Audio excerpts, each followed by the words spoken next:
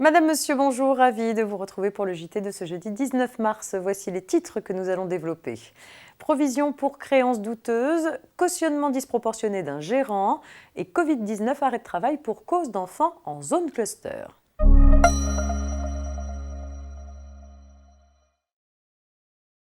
On ouvre tout de suite ce JT avec une affaire de provision pour créances douteuses.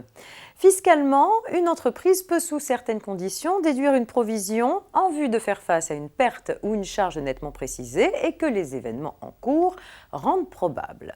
C'est à ce titre qu'une SAS constate une provision pour dépréciation pour 2 créances impayées concernant un client spécialisé dans le photovoltaïque dont elle détient 50% du capital.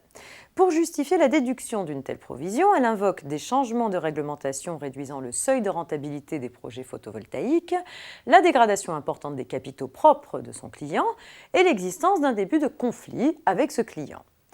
Lors d'un contrôle, un vérificateur remet en cause la déduction de cette provision. Cette rectification est confirmée par les juges. La seule production d'un extrait de balance générale des comptes du client est insuffisante pour établir avec une probabilité suffisante l'impossibilité pour le client de s'acquitter de sa créance. Par ailleurs, la société n'a fait état d'aucune démarche auprès de son client pour récupérer les sommes dues.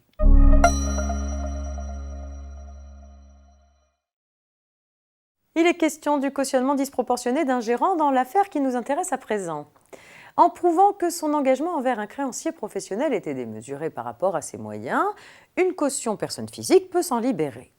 Pour apprécier la disproportion du cautionnement, il faut prendre en compte les engagements souscrits antérieurement par la caution, sauf si la banque n'en a pas eu connaissance. Difficile de lui reprocher une mauvaise appréciation si la caution lui a dissimulé certains aspects de sa situation. C'est l'argument invoqué par une banque dans une affaire récente en réponse à la caution poursuivie en paiement qui soutient que son engagement était manifestement disproportionné lors de la conclusion du contrat. Un gérant de société qui s'est engagé en tant que caution solidaire en garantie d'un prêt consenti à sa société a omis de déclarer plusieurs prêts souscrits auparavant. Selon la banque, le dirigeant a manqué à son obligation de loyauté en taisant une partie de sa situation sur laquelle elle-même n'avait pas investigué.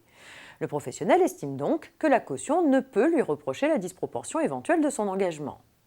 À tort selon les juges. En effet, la caution soutient que les prêts souscrits avant son engagement de caution l'ont été auprès de la même banque. Cette dernière avait alors nécessairement connaissance de leur existence et donc du niveau d'endettement global du dirigeant. Dans ces circonstances, l'établissement de crédit ne pouvait prétendre ignorer la situation de la caution et devait prendre les prêts en considération pour apprécier la proportionnalité de son engagement.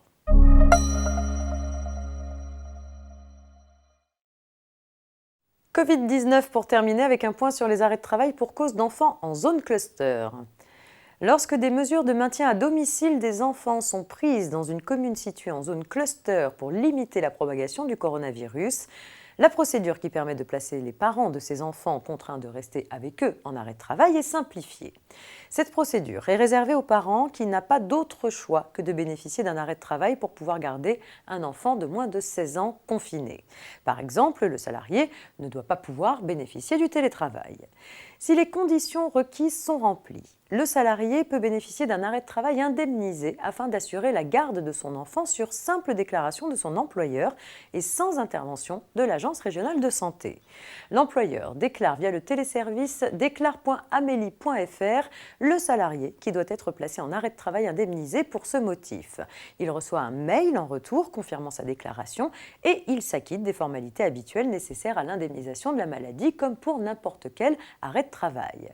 Le salarié peut d'ailleurs percevoir des IJSS maladie pour cet arrêt pendant la durée de fermeture de l'établissement accueillant cet enfant.